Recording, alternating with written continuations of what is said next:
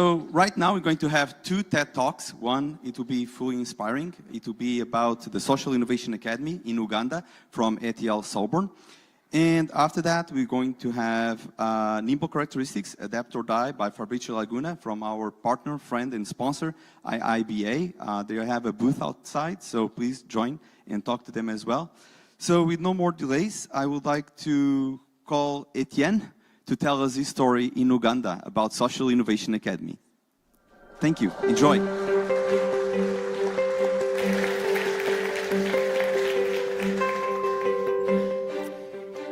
Yeah, thank you and welcome. It's an honor and pleasure to be here.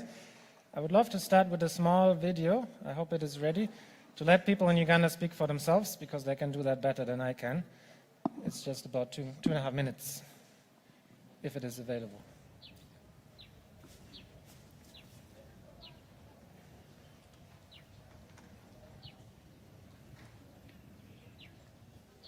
Sina is transforming young people from disadvantaged backgrounds into change-maker makers and social entrepreneurs who are able to transform challenges into opportunities. So Sina is a self-organized space that offers participants the opportunity and space to develop their own capacities, but then also to grow as individuals while developing skills using the self-organization system of holacracy, and that's usually amazing.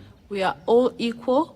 We all know as a human being with the same level, and people are getting chance to experience different kind of things and discover their potential. So it's the people that are passing through here, they are different with those that we have outside. The area where I've failed and I've got space to learn, failed many times and learned many times, which I think any other place wouldn't give you such an opportunity. Just to keep learning from your mistakes, otherwise you'll be fired or mess. So the people who have gone through Sina are currently also able to first state what their purpose in life is. That is something most of them are never able to do before they come here. But secondly, when you go through Sina, you learn a different way of leadership, a whole different perspective towards leadership, which is becoming self-organized. I am almost certain none of us who has come to Sina before knew about self-organization. So people are able to, one, start social businesses that solve problems in the communities.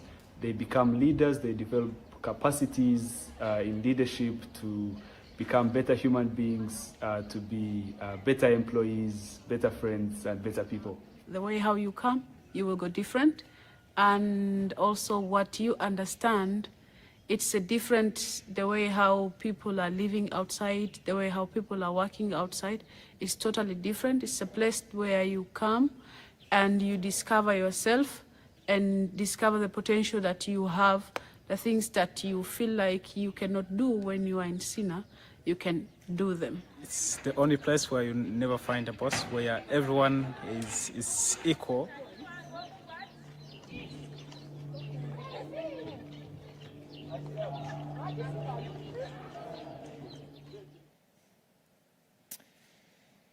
Yeah, so I want to take you on a small journey. I'm originally from Berlin, Germany, but I've called Uganda home for over 10 years. And it all started 18 years ago, where I came to Uganda as a volunteer instead of joining the German military service. And I lived and worked for 1 year in an orphanage. So that's me in 2006. And I saw that the children there, after finishing primary school, couldn't continue going to secondary school. And at about the age of 11 or 12, were off to themselves. So I started a traditional sponsorship program. Families in Europe would support the kids to go to boarding schools, to continue with their secondary education, and over the years, finish high school. Every year, new kids would join, and I started an NGO in Germany that was managing the sponsorship programs. In 2013, the first generation of these kids had grown up, had finished high school with good grades, but couldn't find jobs and also couldn't go to university because the unemployment rate in Uganda, especially for youth, is very, very high.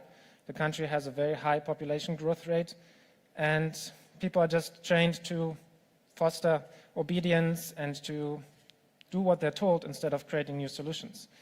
And also tuition fees for university was unaffordable, with sometimes up to $1,000 dollars per semester of tuition fees. So in 2013, we sat together in an open space and discussed together, what can we do? How can we solve that problem? And it was clear what is needed is a space where young people actually create their own jobs, their own enterprises, their own solutions. And that's what we started to build in Uganda, near the capital of Kampala, in this community, which in 2013 was just an empty hill. And not just the physical infrastructure has developed, but especially a model that transforms not just former orphans, but any kind of marginalized young people from disadvantaged backgrounds, such as refugees. Uganda has over 1.6 million refugees, people that have grown up in extreme poverty or had traumatic experiences, people who are not the typical entrepreneurs, unleash their potential and become social entrepreneurs. And we do this in a self-organized way. And it all starts with something we call the confusion stage, because it can be very confusing at the beginning. The young people actually discover themselves. They find out their own personal purpose. Why am I here in this earth?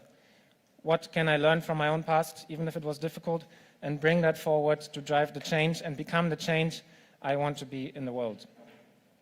And again, some tools as well. They unlearn, overcome limiting beliefs. For example, a refugee that has already given up in life, I will never achieve anything, to change that mindset towards I can be the change I want to see in the world. And after that first 3 months of confusion stage, which is almost like a transformation, like a caterpillar who doesn't know that there's the potential for him or her to actually fly one day, people start to transform into butterflies, aligned to the purpose they want to see in the world. But they don't have the skills yet to actually start their own enterprise, their own business.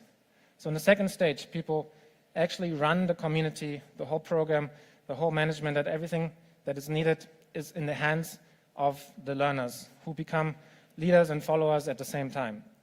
Everything is self-organized, from the finance to the trainings, to the logistics, to everything that is needed in, for example, this community of about 60 to 80 people. And in that process, people gain the skills and experiences they need for their own social enterprises, which we then try, incubate, test, and some survive, some ideas go back and are refined. People take up more responsibilities over time to grow and learn and try again until the point that something actually works out and people leave with their own jobs, their own businesses established, instead of a certificate that says you have learned these skills. And the best way to illustrate this is through a concrete example. This is Joanne, and she grew up in the orphanage I've mentioned in the beginning. So I met her about 18 years ago. She suffered a lot from malaria. The orphanage is near the Lake Victoria, and a few times she almost really died from malaria as a child, because malaria is the biggest killer for especially children below 5 years in sub-Saharan Africa. Solutions are unaffordable for the majority that are living in poor conditions. And so she went through the orphanage, went through the sponsorship program, and then actually came to Sina, unleashed her potentials, took up roles and responsibilities in marketing and logistics, started growing in a way that she could be the change that she wanted to see. And today, she's leading the social enterprise called Euganics, which is producing a mosquito repellent soap, which is sold primarily into the tourism sector, hotels that need a piece of soap in every room every day, but having a higher purchasing power as well, are buying the soap at a higher price and allowing Euganics to sell the soap into the villages, where especially mothers with young children need it the most but cannot afford it. But they're able to sell the soap at the same price as the cheapest available soap to make it affordable, and people can actually save lives using the soap. Today, Joanne has become a powerful young lady who has gone on to travel the world and speak at the World Economic Forum and other places, inspire other people to actually become the change they want to see. And just like Joanne's story, we have about 71 social enterprises that have emerged. But not just that, we also have some refugees who have taken the model and said, can we not make the model of Sina, the self-organized model that unleashes potentials and allows people to become the change they want to see, can we make that model our social enterprise and replicate it into the refugee camps? So since 2016, we have replications happening by the young people who have taken the model, make it their own enterprise, their own business, locally run, locally owned, locally led, in self-organization, and again, creating social enterprises and unleashing the potentials of people to solve their own problems. And today we have 12 communities, 6 in refugee camps, 5 in Uganda, 2 in Congo, 2 in Tanzania, 1 in Zimbabwe, and a few others that are upcoming in the near future. So it's starting to become a community of communities, or like a global movement that is allowing people to be the change they want to see. And now you might ask yourself, how is that relevant to you? There's something that we have realized with all this last 10 years of trying out this model, and it all starts with ourselves. What is our purpose? Or in our organization, what is the purpose of each individual? We always talk about maybe the mission or the vision or the purpose of an enterprise, but what is your own purpose? If I know my own purpose and I can align everything to that, management becomes obsolete. If I work in an organization that aligns to my own purpose, management becomes obsolete, because I cannot not live my purpose. So I also want you to take a moment, just think for yourself, what is that purpose? Why are you here? Why are you here today? But also, why are you here on this planet? And I want to give you 30 seconds to turn around to someone behind you that you don't know and share with that person, what is that personal purpose that brings you here and to this earth for the next 30 seconds.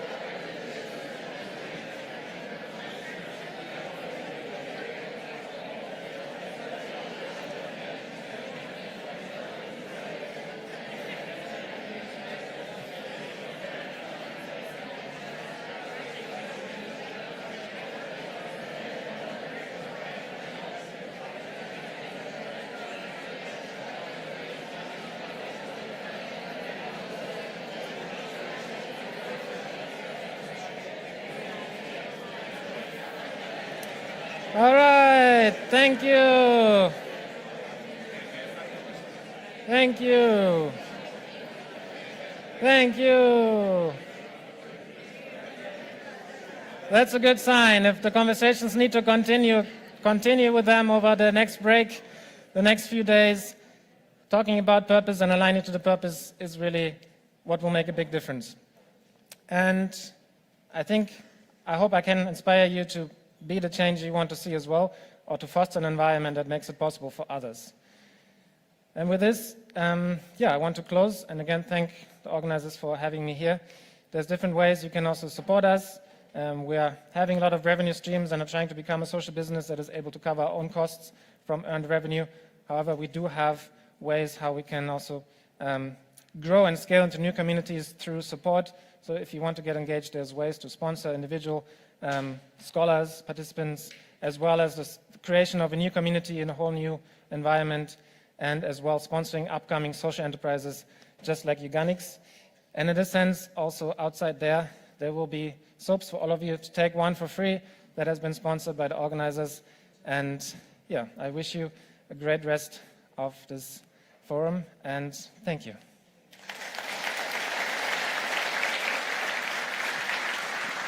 Thank you. Thank you so much. You see, when there is a good purpose, there is no barriers to your imagination. Yes, we bought several soaps. You can take it outside. It's for free. We are trying to support as much as we can. Also, will be a silent auction, and all the money that will be funded during these days, it will be to the Social Innovation Academy in Uganda and other initiatives that Etienne is developing right there in Africa. So right now, I will